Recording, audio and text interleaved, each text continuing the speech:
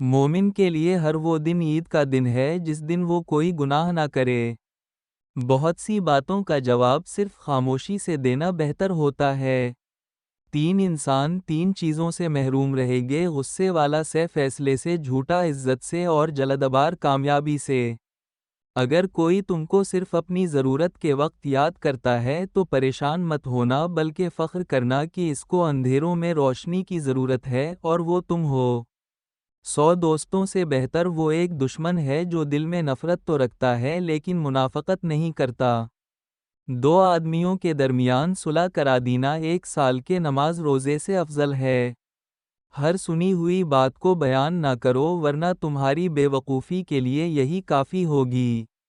مخلص دوست کے اندر اتنا پیار چھپا ہوتا ہے جیسے ایک چھوٹے سے بیج کے اندر پورا درخت چھپا ہوتا ہے۔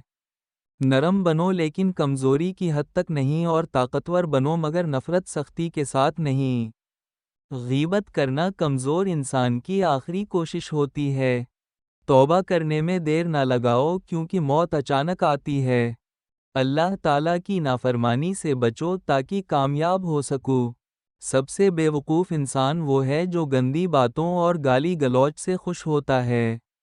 صلح صفائی عیبوں کو ڈھانپنے کا ذریعہ ہے۔ جو شخص ہمیشہ تمہاری خوشی چاہے، اس کا اداس ہونا بھی تمہارے لیے فکر کی بات ہے۔